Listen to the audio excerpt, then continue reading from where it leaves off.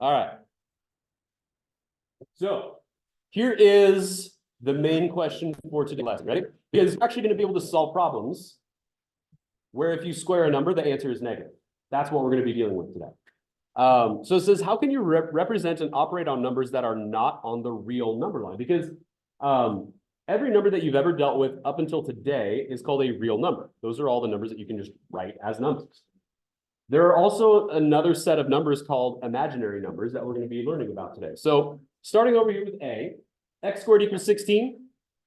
The answer to that, or the answers to that, will be real numbers because there's two numbers that multiply to equal 16, positive and negative 4.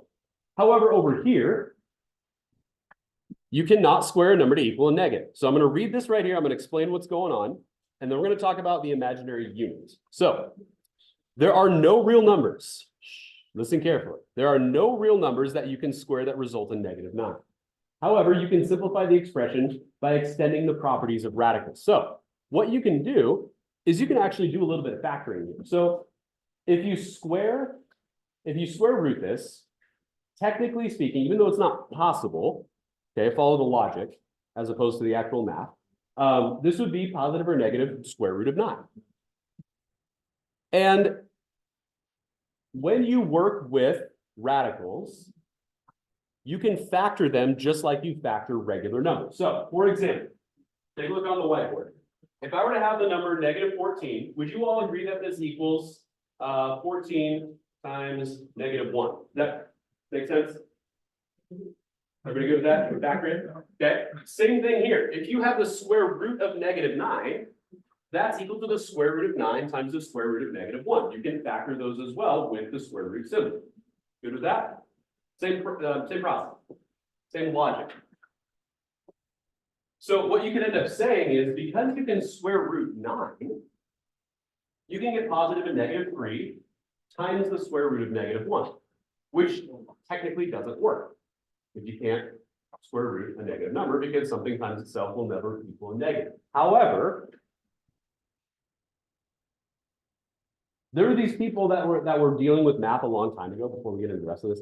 A lot of times in math, people do things just because they want to work with it, not because there's a use for it. I don't know when imaginary numbers were invented. I should look that up. But it was a long time ago. And people were working with these negative square roots and like, okay, this doesn't actually work. So what we're going to do is we're going to invent something mathematically that makes it work. And basically what they came up with is like a variable. They said, all right, if I can factor all this, but I can't square root negative 1. So instead of trying to square root negative 1, I'm just going to replace negative 1 with essentially a variable, and I'm going to call it I for the imaginary unit, which is what we use now. I'm guessing this was probably not an English-speaking person that first came up with this and just called it I for the imaginary unit. It's kind of morphed over the years and become that. So these are people that were just thinking about things to do it, just to do it. And so the solutions here are not real numbers, but they are part of a number system called complex numbers. The number square root of negative 1 is called the imaginary unit I. It's a lowercase I. If you replace the square root of negative 1 with I, it allows you to write the solutions of this equation as 3i and negative 3i. If I represents the square root of negative 1, 3 times the square root of negative 1 would be 3 times I. And negative 3 times the square root of negative 1 would be negative 3 times I. And so basically what we're learning today is you're learning how to replace a number that doesn't exist in the real numbers, and you're essentially treating it like a variable. That's the thing you need to remember today. I works a lot like a variable. It is not a variable, but it works a lot like a variable. So when you actually deal with it in equations and things like that, most of the time you can think of it like a variable, knowing what it actually represents. It actually represents the square root of negative 1. So here's something weird, because the square root of negative 1 by itself is not a real number. However, if you square it, here we go. The imaginary unit I is the principal square root of negative 1. Principal just means the main, like, quote unquote, positive square root, because that's right here. Square root of negative 1. Square root is positive, but the number itself is negative. But the square root is positive, so it's the positive one. If you square the imaginary unit, which is an imaginary number, it's not a real number, but if you square it, you get a real number. I squared equals -1. I'm just going to go ahead and show this right here. So if we say I squared, that means we're saying the square root of -1 times the square root of -1.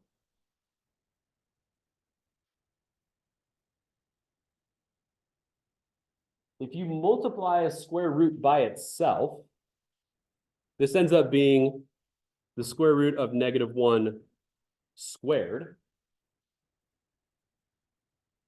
If you square a square root, what happens? What happens if you square a square root? Squaring and square rooting are inverse operations. They cancel each other out. So the square root and the squared cancel each other out, leaving you with the answer of -1. It's kind of weird. So sometimes when you work with numbers that aren't real, when you work with imaginary numbers and you actually manipulate them and do math with them, sometimes the answer is a real number. It like goes back and forth between real and imaginary. It's strange.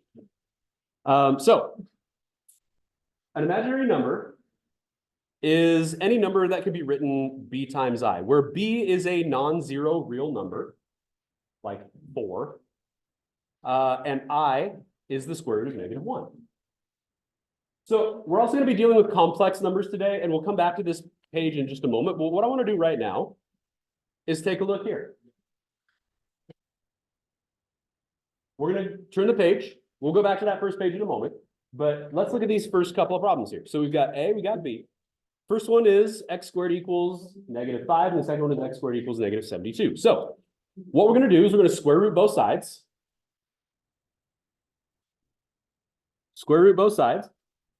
And what ends up happening here is we get x is equal to the square root of 5 times the square root of -1.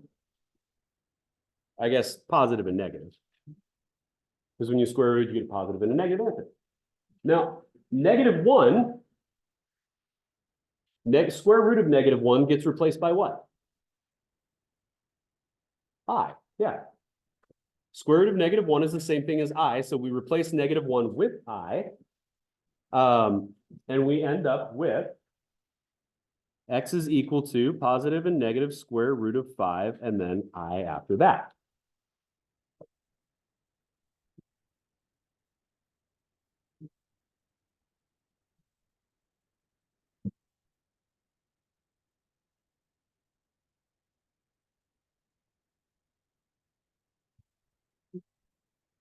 Now, there's one adjustment we're going to make, okay? Generally speaking, you guys put your phones away, get your phones out. Generally speaking, the square root usually comes at the end of the problem. So because the I is no longer under a square root, we're actually going to put that in front of the root. So we're going to say x is equal to plus or minus I root 5. And that's our answer. That's an I, yeah. I just do sort of a, what is that, italic, lowercase I? Yeah. Okay. Any questions about this before we look at B? Okay. So for part B, let's look at B. If we square root both sides, we're going to get x is equal to the square root of 72 times the square root of -1. Notice that basically the first thing we do every single time is we factor out the -1. The reason why we factor out that -1 is because that's going to turn into I. And then the rest of it, we can deal with like we normally would. Now, have we practiced simplifying radicals in this class yet? I can't remember. Okay, so what we're going to look for right here is if there are perfect square factors of 72, meaning is there a number that we can divide out of 72 that is a perfect square? So think of factors of 72 real quick. So we got, let's see, 72 and 1. What else? I'm just going to list off some factors here. What's 72 divided by 2? 36. Okay, 36 and 2. Is 36 a perfect square? Yeah. What's it the perfect square of? 6. So we're going to use this factor pair. 9 is also a factor of 72, which is a perfect square, but 9 is not the largest perfect square factor of 72, 36 is. So we're going to rewrite this as x equals the square root of 9 times the square root of 2 times the square root of -1. Not 9, sorry, 36. 9 was the last number I said, and so apparently that's why I wrote that. All right, square root of 36 times the square root of 2 times the square root of -1. So we're just factoring it, we're breaking it apart. Now, the square root of 36 turns into 6. The square root of -1 turns into I, and then the square root of 2 remains the square root of 2. So our answer here is going to be x equals positive and negative 6i root 2. Square root of 36 turns into 6. Square root of -1 turns into I, and then the square root that is still under the square root stays at the end. Yeah, question. That is an I. Over here, that's a -1. Yeah. So the square root of -1 turns into I. All right. Are there questions before we continue? Carl, yeah.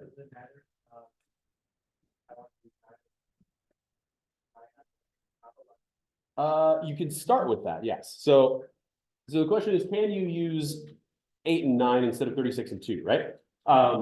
Yes, however, you would still need to factor after that. So instead of this, if you were to write, or instead of this here, if you were to write x equals square root of 9 times the square root of 8 times the square root of -1, you get x equals plus or minus 3i root 8.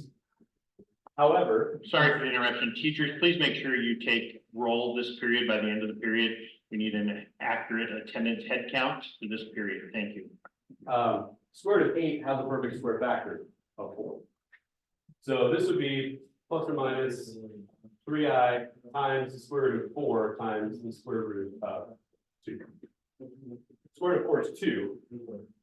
2 times 3 is 6. So it's still going to reduce the same thing.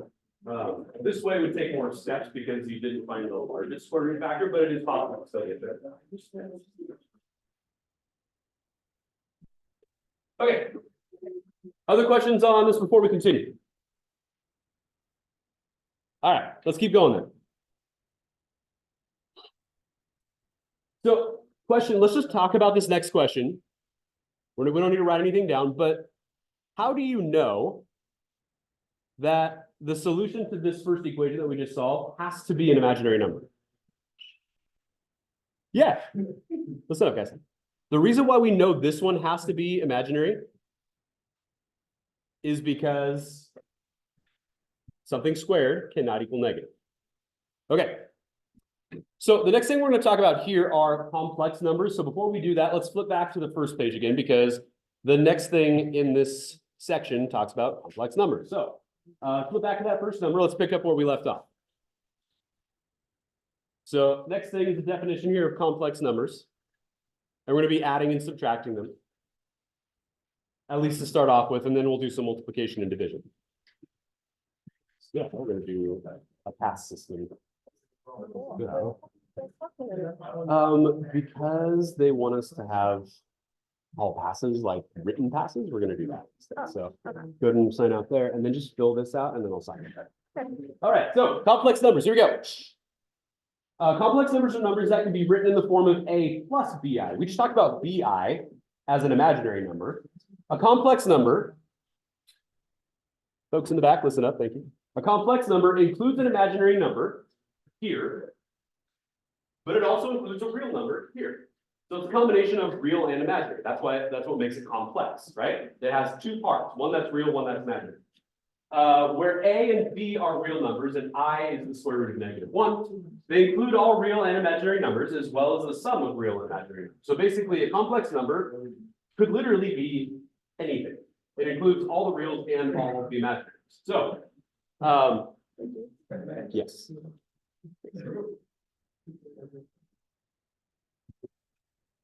So you're gone when we made that change. Okay, so here's a complex number right here. The real part of this number is -6. The imaginary part of this number is 4i. The coefficient with I is 4. So a is -6, b is 4. The next one, 7 minus I root 2. 7 is the real portion. The negative I root 2 is the imaginary portion, with the value of b being the square, the opposite of the square root of 2, and then I would be the square root of negative 1 every single time. On this one here, a is 0 because there is no real portion over here.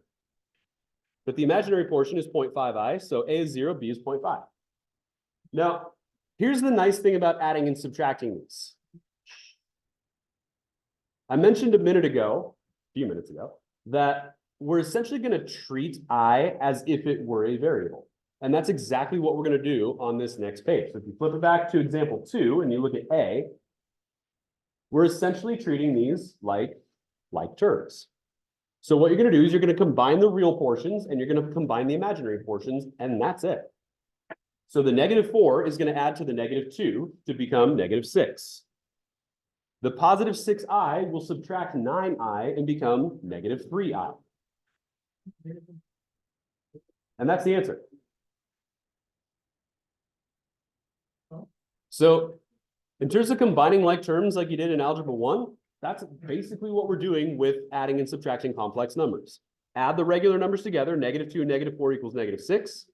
Add together the imaginary parts, 6 minus 9 is negative 3. That's all you got to do.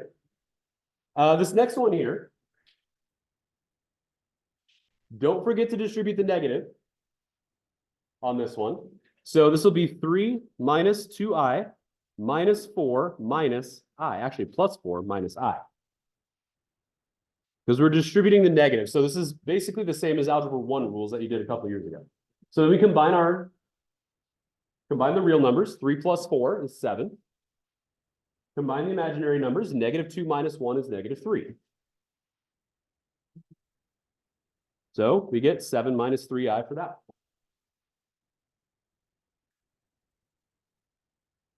How's that? This is probably easier than answering the first ones we did, because I is essentially a variable at this point.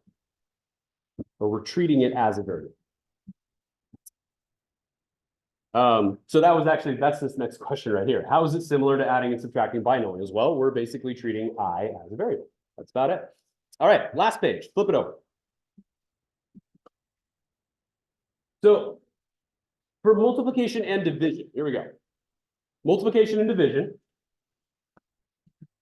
is basically what we do with Algebra 1 stuff as well. So we're still essentially treating I like a variable for the most part, and then we're going to do one small thing with it near the end of the problem. So to get rid of the parentheses here, what process should we use?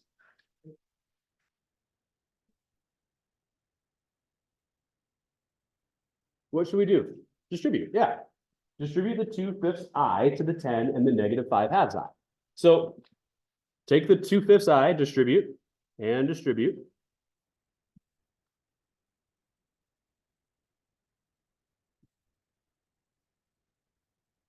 What is 2/5 times 10? Multiply the whole number, or the whole number here, multiply by the numerator. Yeah, it's 4. 10 times 2 is 20, 20 divided by 5 is 4. So the first value here is going to be 4i. And then what is 2/5 times 5/2? So 2/5 times 5/2 would be 10 over 10, which is 1. And then I times negative I is going to be minus, so it'll be minus 1. We don't need the 1, though. We can just say minus I squared. Now, we're not done yet, because this is where we can no longer treat I like a variable, because I squared is a number. We saw it on that second page. What does I squared equal? I squared equals negative 1. So this is where things get a little bit different than regular algebra, because that's just not a variable squared. That is negative 1. So we're going to get 4i minus negative 1. Because I squared is negative 1. So what does that turn into? 4i plus 1. Okay. Now, we're almost done with this. But in order for a complex number to be in simplest form, the real portion has to come first and the imaginary portion has to come second. So 1 plus 4i.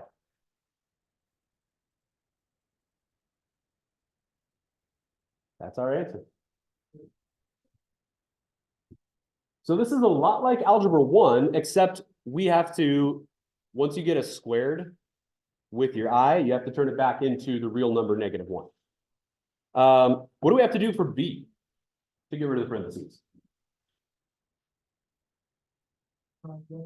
Yeah, what process do we use when you got 2 sets of parentheses? FOIL, there you go. So FOIL this, 1/2 times 1/2 is 1/4. 1/2 times -2i is going to be minus I.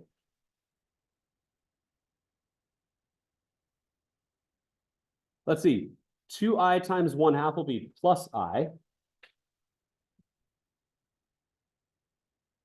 And then 2i times -2i will be -4i squared.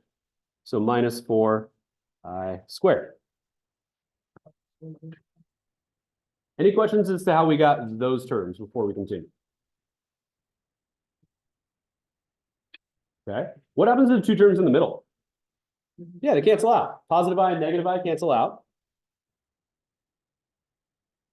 All right, what does I squared equal? -1. What's -1 times -4? +4. So this is 1/4 plus 4. Well, that's interesting. I'm just going to double check to make sure everything's looking good. Yep, everything's looking good. What is 1/4 plus 4? 1/4 times 4 would be.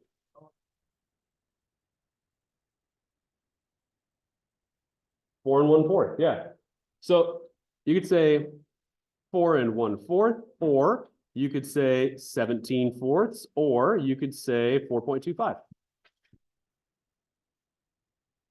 Any one of those is an answer. Which is kind of odd because we multiplied 2 complex numbers together and we ended up with a single real number answer. All right.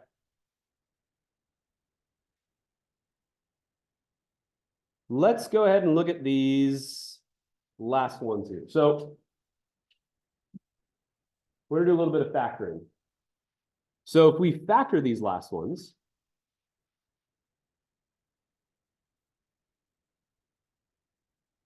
what can we factor out of 4x squared and 25? Does that seem like it factors at all? Oh, wait, no, we got to do some division first. My bad. We got to divide. All right. Any thoughts on where to start here?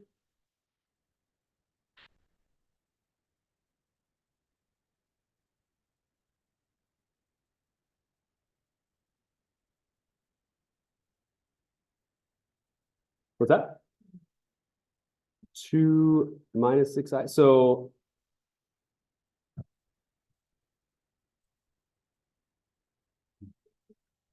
what's that? We could start with the 80 divided by 2 and then do the 80 over 6i. That's a possibility. The issue here, though, is just go ahead and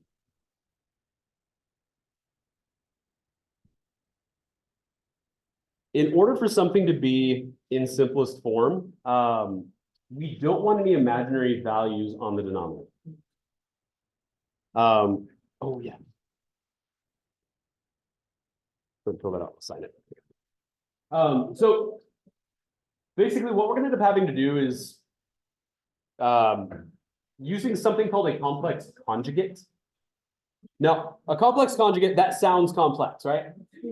However, it's going to be a lot like what we just did here with part B. Yeah. So with part B, by the way, this is, first of all, this is a complex conjugate. So part B, complex conjugate.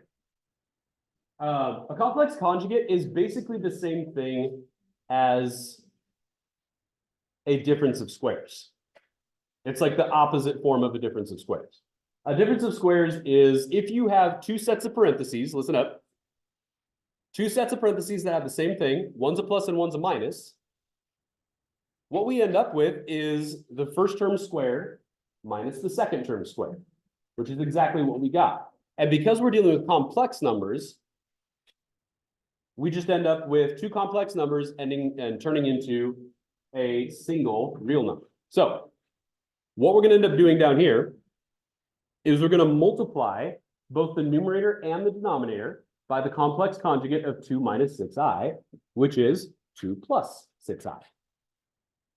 So basically just take the same thing that's on the denominator and you're going to multiply by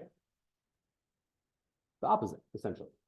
So multiply by 2 plus 6i over 2 plus 6i.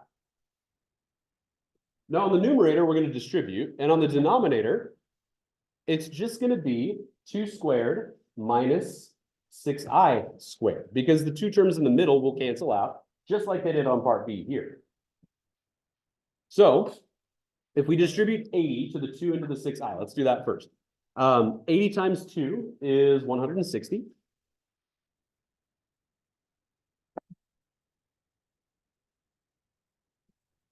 And then 80 times 6 is 480. So that would be plus 480i over those two things multiplied together will be the first term squared minus the second term squared. So that's going to be 2 squared minus 6i squared. That's what it turns into. That's what a complex conjugate is, and that's what it does. And we saw that on part B. Like I said, if you square the first term and you square the second term, the two in the middle are going to cancel out regardless, so we don't need to worry about FOIL. If we could use FOIL, but it would happen anyway, so we may as well just speed this up a little bit. 2 squared is 4. 6 squared is 36. I squared is -1. Okay. 36 times -1 is -36, right? So this would be 4 plus 36, or 4 minus -36. Same thing. This would be 160 plus 480i over 40.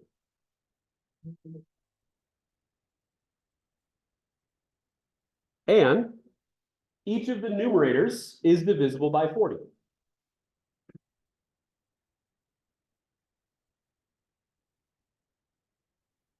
What's 160 divided by 40? 4. Okay. And what is 480 divided by 40? Was it? 12. There we go. So 4 plus 12i is what we get for part A.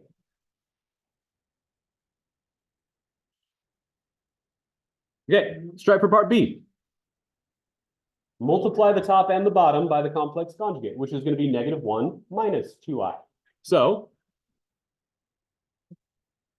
multiply the numerator and the denominator by -1 minus 2i. This started as a plus. We're going to turn it to a minus. On the numerator, we're going to distribute. Actually, on the numerator, we're going to have to use FOIL. So it's going to be a little bit more complicated. So on the numerator, let's see, 4 times -1 is -4. Outer, 4 times -2 is -8, so that'll be minus 8i. -3i times -1 will be plus 3i.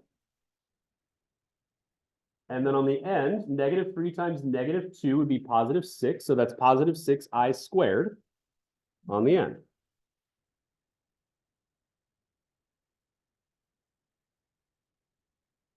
On the denominator, it's going to be the first term squared minus the second term squared. So that's -1 squared, which is 1, minus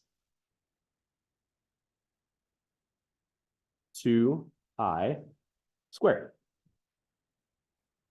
Now we got some simplifying to do. All right, let's deal with the numerator first. I squared is -1. 6 times -1 is -6. Combine -6 with -4 and you get -10. Okay, so we get -10. And then -8 plus 3 is -5, so -5i on the numerator. That's our complex number for the numerator. On the denominator, 2 squared is 4, I squared is -1. -1 times 4 is -4. 1 minus -4 is the same as 1 plus 4, which is 5. So the denominator equals 5. Both -10 and -5 are divisible by 5. -10 divided by 5 equals -2. -5 divided by 5 is -1, so the 5's cancel out there. We're just left with -i. So -2 minus I is our answer for part B. Any questions about this one? This one is definitely a little more complicated.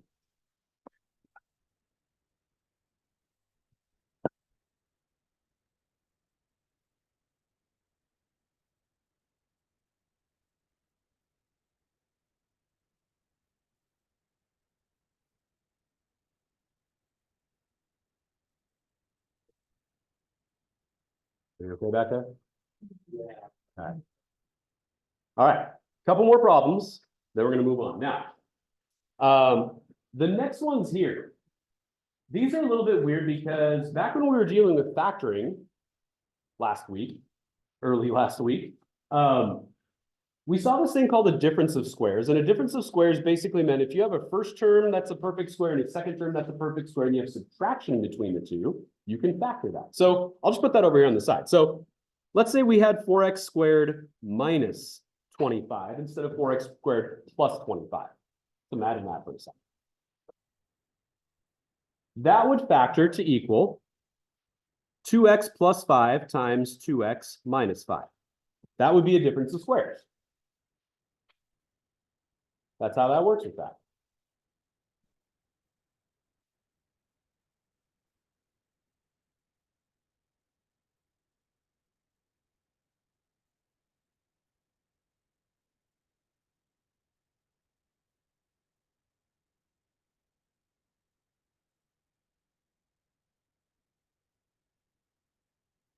Now, when we move over here to problem number 5, the issue that we have obviously is that this is a plus and not a minus. But would you agree, for a second, would you agree that 4x squared plus 25 is the same thing as 4x squared minus -25? Everybody good with that? Okay.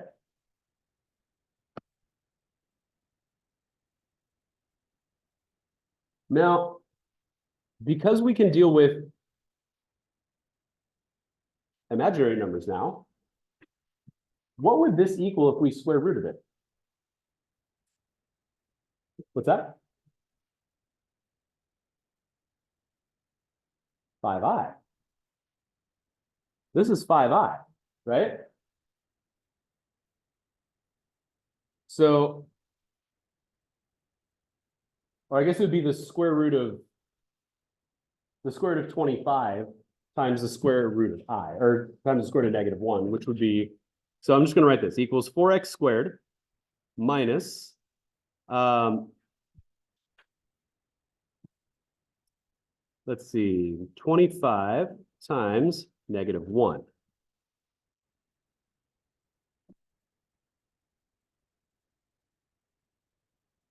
I'm just breaking this down a little bit, just to show you exactly what's going on here. So if we were to square root both of these, we would get 2x here, and we would get 5i here. And so we're going to end up with 2x plus 5i times 2x minus 5i.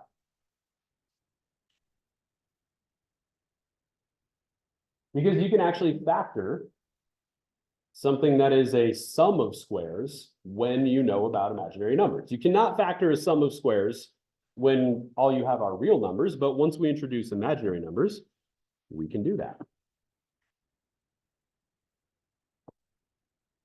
Let's take a look at B real quick. Any questions on A? I know I broke this down quite a bit. We don't have to break it down this much. Once you get used to using I and all that kind of stuff, it ends up, we could just go from this step here to this step, is what I'm saying. How about B? Are there any GCFs here? Any common factors that we can divide out first? 2. Okay, so divide out a 2 first on this one. So that'll equal 2 times 9y squared plus, not 9y squared, what am I talking about? 4y squared plus 9. There we go.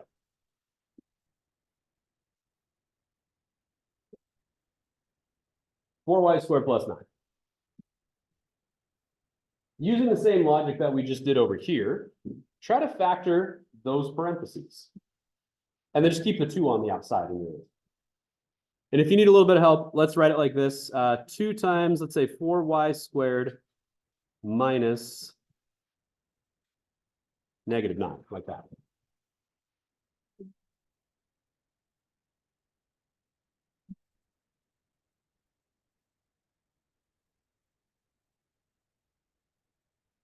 And we'll finish up with some solving, and then we'll call it a day.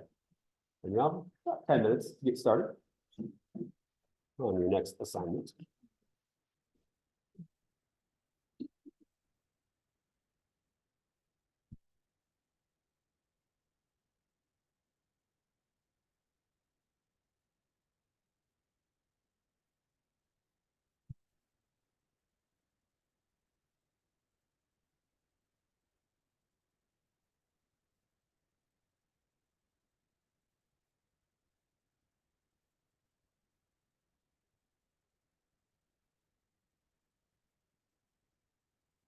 So it's just like factoring a difference of squares, except you use the number and I with the second value in your parentheses.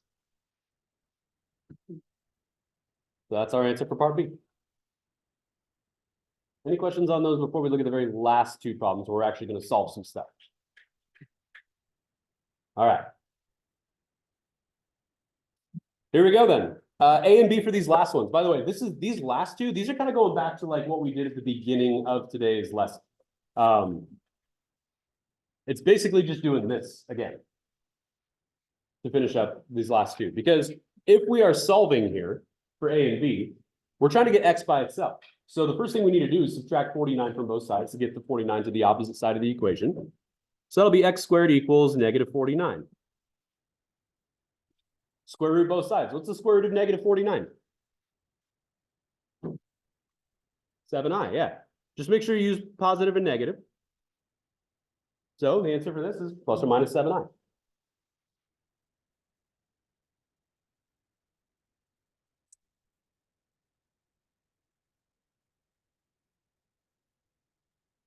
Okay, for the last one, start by doing what? What's our first step here? Yeah, subtract 25. All right, so 9x squared equals negative 25. We need to get x squared by itself before we can square root. So what's our next move?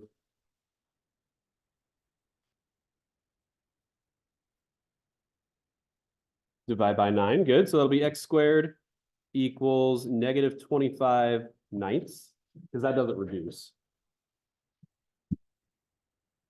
And so the last thing we're going to do here is we'll go ahead and square root both sides. Now both 25 and 9 are perfect squares. So what would the square root of 25 over 9 be? Don't worry about the negative right now.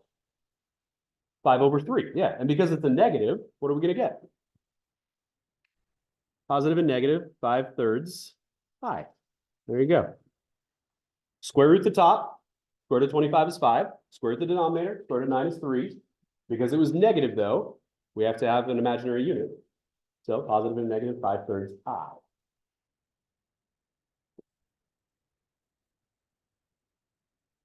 Okay, that's what I got for you. So your assignment, I'm going to hand this out in just a second. And if you want to, I'm going to get I'll show the assignment underneath here real quick as well. So you can take a picture of that or write that down.